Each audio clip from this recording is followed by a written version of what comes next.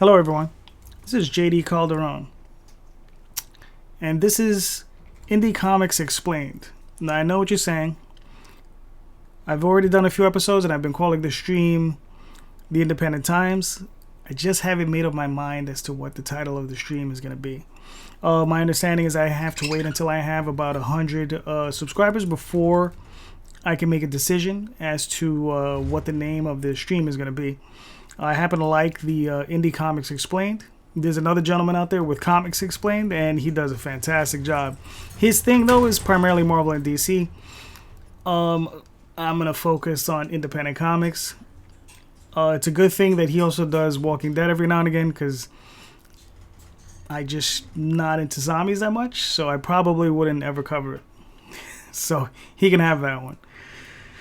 I'm more than happy to take on the rest of the all the independent comics. The other thing is I've been wanting to discuss what's going on in the industry with Marvel and DC and some issues that have been going on as far as what's going on in the industry, the way it's been shrinking. I'll hopefully tackle that another day soon. I'm going to continue with reviewing, and I got Exo Manowar.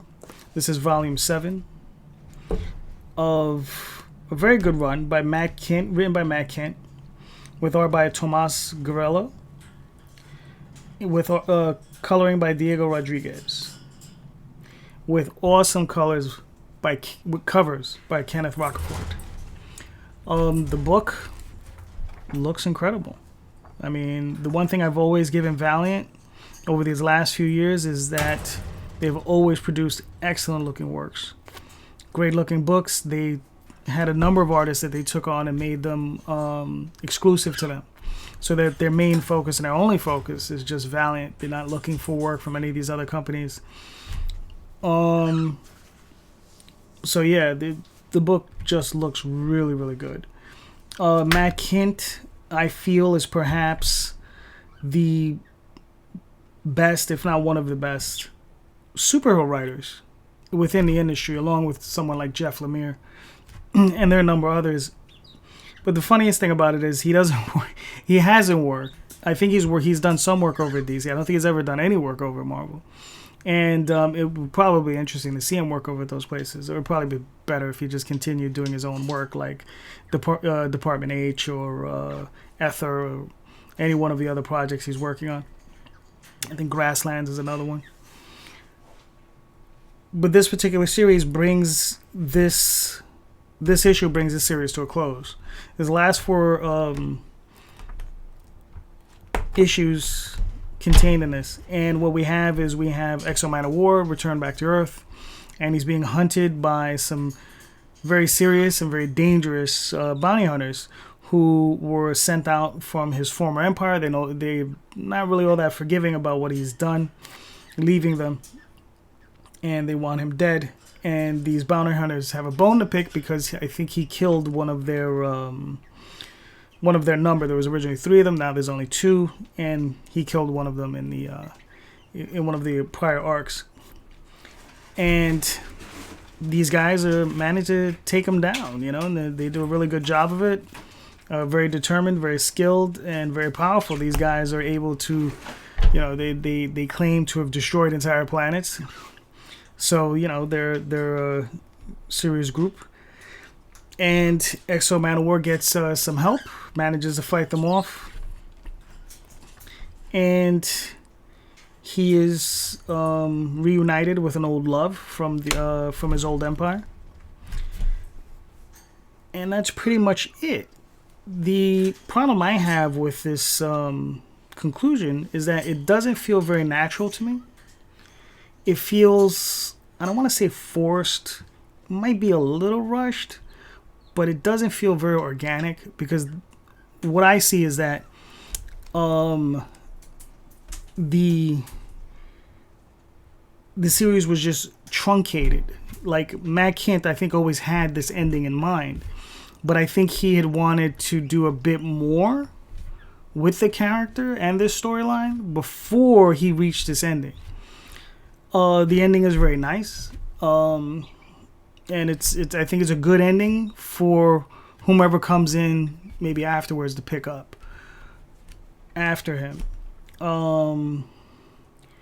But it does. But the interconnecting tissue of the story, I feel, feels a little condensed, far more than I personally would like any story that I would write to be. And I'm pretty sure maybe this had something to do with the management of the Valiant going in a different direction, because by what I've seen is over the last few years, it's just been moving in a different direction. I have perhaps a foot and a half, maybe 2 feet of my library that is just Valiant work.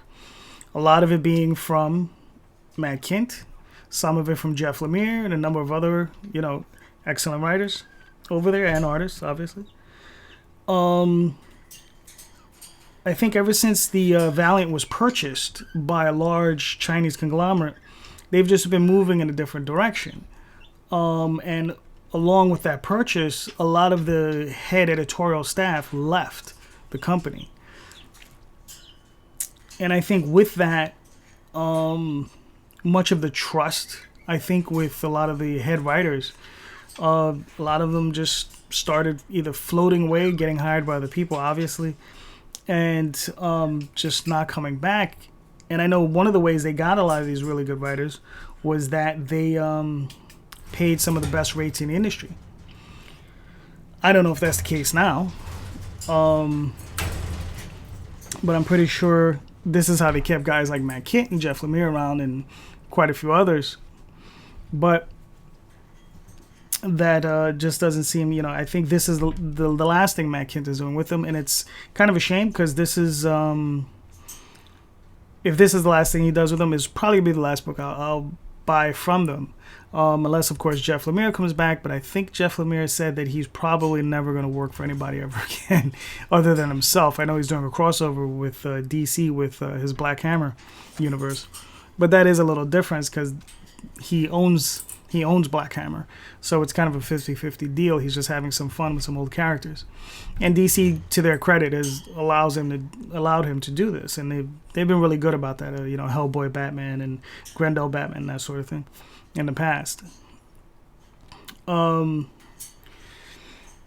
be interesting to see where Valiant goes from here. Hopefully, they'll rebound and end up with really strong work, and I'll be able to enjoy more Valiant characters and more Valiant stuff. I'll be honest with you, I've never been really enamored by much of the Valiant line. I think most of their characters are perhaps some of the worst superheroes in comics. I think, Exo Manowar is just Green Lanterns mashed together with Iron Man.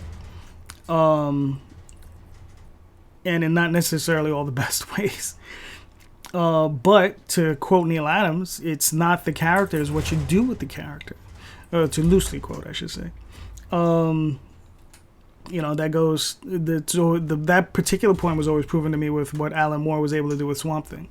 You got the muck monster, and here comes along Alan Moore and creates this fantastic adventure love story, which was just incredible. Which I don't think anyone else has ever really been able to reproduce. A lot of people have worked on that character, and I don't know. Guys like Scott Schneider and a few others, even Jeff Lemire, they've done good work and they've done interesting work, but to match Alan Moore and what he did, I don't think it's happened just yet. But that's going in a tangent. But Exo Manowar, I think this is a good series. If you want to just pick up the series in and of itself, I think it's really good. I had a lot of fun with it. The artwork was incredible. Matt Kindt's a great writer. So we'll see what comes next. So that's it for now. If you want, you can. I'm a writer myself, and I'm producing a book called The Oswald Chronicles. We have a Kickstarter going on. You can check out the links and check out the Kickstarter, and hopefully pick up some great books. So thank you. Until next time, we'll speak again. If you have any questions, please ask in the comments, and please hit subscribe and like, and I'll be talking to you soon. Have a good one.